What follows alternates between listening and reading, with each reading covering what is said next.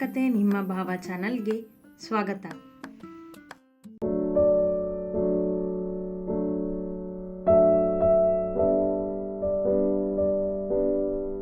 ಪೂರ್ಣ, ಶುಗರ್ಲೆಸ್ ಪೂರ್ಣ, ಕೂಗಿದ ಭಾರ್ಗವ್ ಕೋಣೆಯಲ್ಲಿಯೇ ನಿಂತು. ಅಡುಗೆ ಮನೆಯಲ್ಲಿ ಪೂರಿ ಮಾಡಲು ಚಿನ್ನಾಗೆ ಸಹಾಯ ಮಾಡುತ್ತಿದ್ದ ಪೂರ್ಣ ಅವನ ಕೂಗು ಕಿವಿಗೆ ಬಿದ್ದಾಗ ಮಾಡುತ್ತಿದ್ದ ಕೆಲಸ ಬಿಟ್ಟು ಮೆಟ್ಟಿಲು ಹತ್ತಿದಳು. ಏನಾಯ್ತು?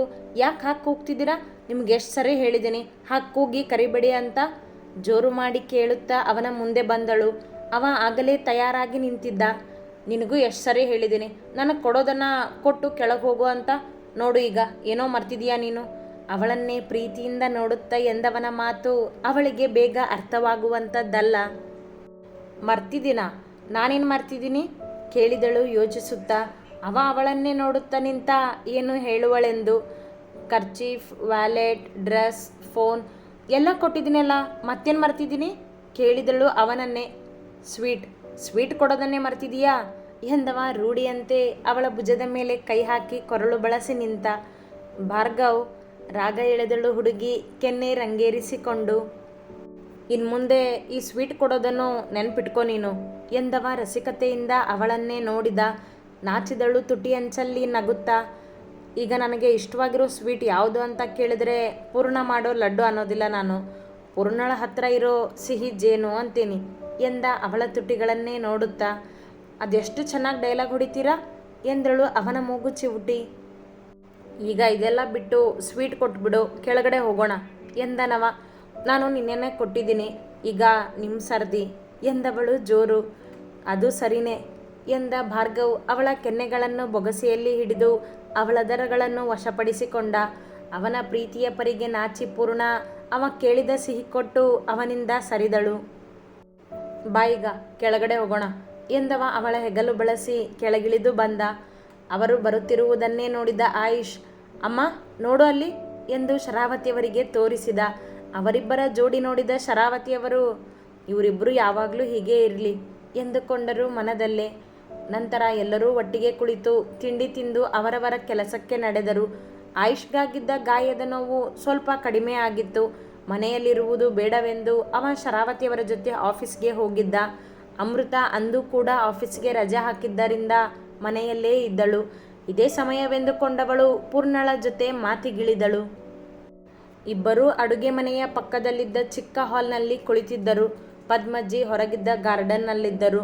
ಪೂರ್ಣಳ ಜೊತೆ ಸ್ವಲ್ಪ ಹೊತ್ತು ಮನೆಯ ಕೆಲಸ, ಬಟ್ಟೆ, ಶಾಪಿಂಗ್ ಎಂದು ಬೇಡದ ವಿಷಯಗಳನ್ನು ಮಾತನಾಡಿದ ಅಮೃತ, ಅಕ್ಕ, ಭಾವ ಮೊದಲಿಗೆ ಹೇಗಿದ್ರು ಅಂತ ನೀವು ಹೇಳೇ ಇಲ್ಲ ನನಗೆ ಎಂದು ಕೇಳಿದಳು ಅತಿ ಪ್ರೀತಿಯಿಂದ ಮಾತನಾಡುತ್ತಾ ತನಗೆ ತಿಳಿಯಬೇಕಿದ್ದ ವಿಷಯಕ್ಕೆ ಬಂದು. ಅವಳಿಗೆ ಭಾರ್ಗವನ ಪೂರ್ವ ತಿಳಿದುಕೊಳ್ಳಬೇಕಿತ್ತು ಮೊದಲು. ಸ್ವಪ್ನ ಕೂಡ ಅವನ ಪೂರ್ವ ತಿಳಿದುಕೊಂಡೇ ಹಿಂದೆ ಸರಿದಿದ್ದಳಲ್ಲವೇ, ಹಾಗಾಗಿ ಕುತೂಹಲ ಇವಳಿಗೆ. ಹಾಂ ಅಮ್ಮು, ಸಮಯನೇ ಸಿಗಲಿಲ್ಲ ನೋಡು ಎಂದಳು. ಈಗ ಸಿಕ್ಕಿದೆಯಲ್ಲ ಅಕ್ಕ, ಹೇಳಿ ಎಂದಳು. ಅವಳ ಮಾತಿಗೆ ತಲೆ ಆಡಿಸಿದ ಪೂರ್ಣ ಭಾರ್ಗವ್ ತನ್ನ ಮೊದಲಿನ ದಿನಗಳ ಬಗ್ಗೆ ಹೇಳಿದ್ದ ಎಲ್ಲವನ್ನೂ ಸಂಕ್ಷಿಪ್ತವಾಗಿ ಹೇಳಿದಳು. ಆಸಕ್ತಿಯಿಂದ ಎಲ್ಲವನ್ನೂ ಕೇಳಿದ ಅಮೃತ, ಭಾವನ್ ಹಿಸ್ಟ್ರಿ ತುಂಬ ಸ್ಟ್ರಾಂಗ್ ಇದೆ ಅಕ್ಕ ಎಂದಳು.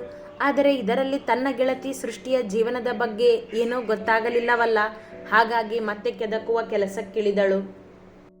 ಹೌದು ಅಮ್ಮು, ನಾನು ಅಂದ್ಕೊಂಡಿರಲಿಲ್ಲ ಭಾರ್ಗವ್ ಇಷ್ಟೊಂದು ಸ್ಟ್ರಾಂಗ್ ಇರೋ ವ್ಯಕ್ತಿ ಅಂತ. ಅವರು ಮೈಸೂರಿನ ಕಿಂಗ್ ಅಂತ ಅನ್ನೋವಾಗಲೆಲ್ಲ ಸುಮ್ಮನೆ ಬಿಲ್ಡಪ್ ತಗೋತಾರೆ ಅಂದ್ಕೊಂಡಿದ್ದೆ, ಆದರೆ ಹಾಗಿಲ್ಲ, ನಿಜವಾಗ್ಲೂ ಅವರು ಮೈಸೂರಿನ ಕಿಂಗ್ ಎಂದವಳಿಗೆ ಅವ ತನ್ನ ಗಂಡನೆಂಬ ಗರ್ವವೂ ಇತ್ತು. ಆಯುಷ್ಗೆ ನಾನು ಇದನ್ನೆಲ್ಲ ಕೇಳಿದಾಗ ಅವರು ಏನೇ ಹೇಳಿರಲಿಲ್ಲ ಅಕ್ಕ, ಆದರೆ ಭಾವ ಇದನ್ನೆಲ್ಲ ಕಡಿಮೆ ಮಾಡಿದ್ದು ಅತ್ತೆಗೆ ಮಾತು ಕೊಟ್ಟಿದ್ರಿಂದ ಅಂದರು ಎಂದವಳಿಗೂ ಪೂರ್ತಿ ವಿಷಯ ಗೊತ್ತಿರಲಿಲ್ಲವಲ್ಲ, ಅದನ್ನು ಪೂರ್ಣ ಹೇಳುವಳೇನೋ ಎಂದು ಕೇಳಿದಳು. ಮಾತು ಕೊಟ್ಟಿದ್ರಾ? ಯಾವ ಮಾತು? ಅದೇನೂ ನನಗೆ ಗೊತ್ತಿಲ್ವಲ್ಲ ಎಂದಳು ಏನೊಂದು ಅರ್ಥವಾಗದೆ. ನನಗೂ ಅವರು ಪೂರ್ತಿಯಾಗಿ ಹೇಳಿಲ್ಲ ಅಕ್ಕ.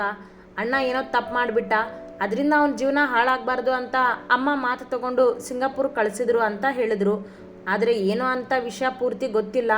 ಬಾಬಾ ನಿಮ್ಗೆ ಹೇಳಿಲ್ವಾ ಎಂದಳು ಬೇಕೆಂದೇ ಪೂರ್ಣ ಭಾರ್ಗವನ ಬಳಿ ಈ ವಿಷಯ ಕೇಳಲೆಂದು.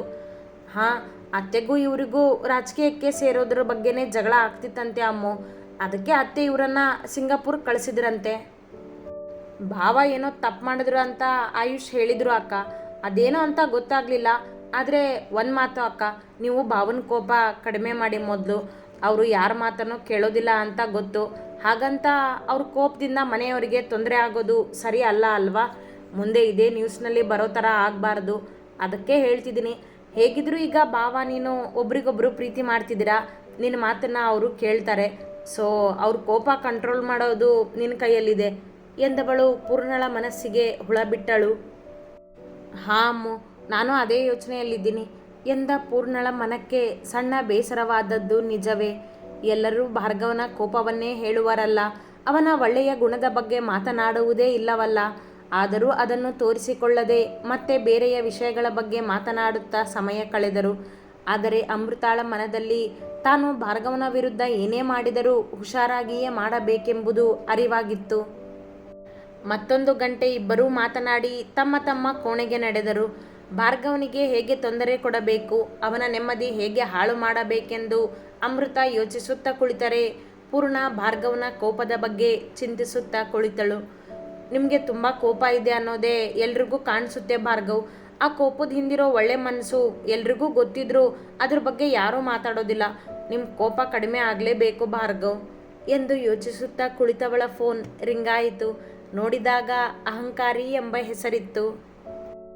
ನೆನೆದವರ ಮನದಲ್ಲಿ ಅನ್ನೋ ಹಾಗೆ ಕಾಲ್ ಬಂದೇ ಬಿಡ್ತು ಎನ್ನುತ್ತಾ ರಿಸೀವ್ ಮಾಡಿದವಳು, ಹೇಳಿ ಭಾರ್ಗವ್ ಶರ್ಮಾ ಅವರೇ ಎಂದಳು ಪ್ರೀತಿಯಿಂದ.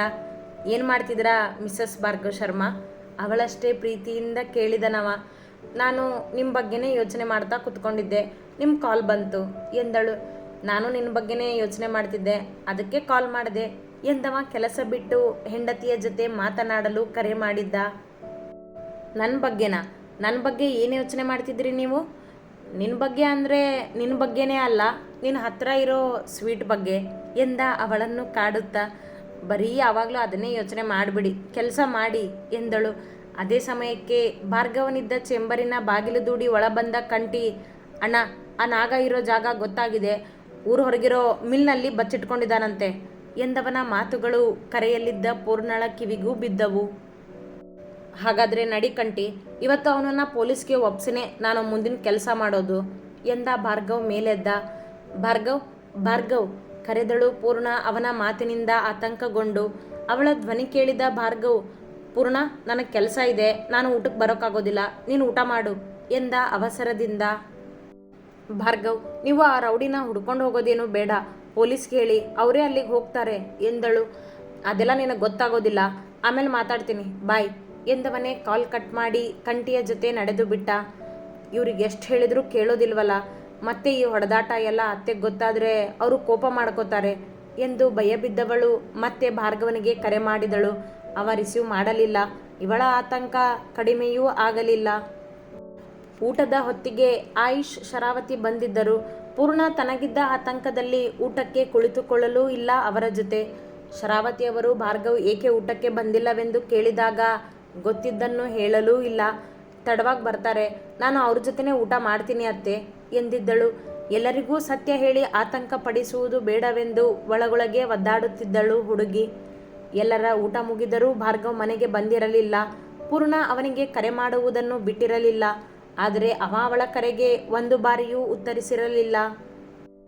ಇತ್ತ ನಾಗನನ್ನು ಹುಡುಕಿ ಬಂದಿದ್ದ ಭಾರ್ಗವ್ ಅವ ಇದ್ದ ಜಾಗದ ಸರಿಯಾದ ಮಾಹಿತಿ ತೆಗೆಸಿಕೊಂಡೇ ಬಂದಿದ್ದ ಕಂಟಿಯ ಜೊತೆ. ನಾಗ ತಪ್ಪಿಸಿಕೊಂಡಾಗ ತನ್ನ ಜೊತೆಗಿದ್ದ ಹುಡುಗರಿಗೆ ಹೇಳಿದ್ದನವ ಅವನನ್ನು ಹುಡುಕಲು. ಅದರಂತೆಯೇ ಬಚ್ಚಿಟ್ಟುಕೊಂಡಿದ್ದವ ಸಿಕ್ಕಿದ್ದ ಕೂಡ. ಭಾರ್ಗವನನ್ನು ಕಂಡು ಓಡುತ್ತಿದ್ದ ನಾಗನನ್ನು ಬೆನ್ನತ್ತಿ ಹಿಡಿದಿದ್ದ ಭಾರ್ಗವ್ ಚೆನ್ನಾಗಿ ಹೊಡೆದಿದ್ದ ಅವನನ್ನು. ಆಯುಷ್ಗೆ ಪೆಟ್ಟಾಗಲು ಕಾರಣ ಆದವನನ್ನು ಸುಮ್ಮನೆ ಬಿಡುವನೇ ಇವ? ನಾಗ ಕೂಡ ಭಾರ್ಗವನ ಜೊತೆ ಅಷ್ಟೇ ಬಲದಿಂದ ಸೆಣಸಾಡಿದ್ದ. ಇಬ್ಬರ ಹೊಡೆದಾಟದಲ್ಲಿ ಹೆಚ್ಚು ಪೆಟ್ಟಾಗಿದ್ದು ನಾಗನಿಗೆ. ಕೊನೆಗೆ ಭಾರ್ಗವನ ಸಹಾಯಕ್ಕೆ ನಿಂತ ಕಂಟಿ ನಾಗನ ಕೈ ಕಟ್ಟಿ ಕಾರಿನಲ್ಲಿ ಹಾಕಿ ತಂದು ಸ್ಟೇಷನ್ನಿಗೆ ಬಂದು ಪೊಲೀಸರಿಗೆ ಒಪ್ಪಿಸಿದ್ದರು. ಅವ ಇಷ್ಟೆಲ್ಲ ಮಾಡುತ್ತಿರುವಾಗ ಪೂರ್ಣಳ ಕರೆಗೆ ಉತ್ತರಿಸುವನೇನು? ತಾನಂದುಕೊಂಡಿದ್ದನ್ನು ಮುಗಿಸಿಯೇ ಮನೆಯ ದಾರಿ ಹಿಡಿದಿದ್ದ. ಅತಿ ಹೆಚ್ಚಿನ ಕಥೆಗಳಿಗಾಗಿ ಹಿಂಬಾಲಿಸಿ ಪ್ರತಿಲಿಪಿ ಆ್ಯಪ್ನಲ್ಲಿ ಪ್ರತಿಮಾ SH ಅವರನ್ನು.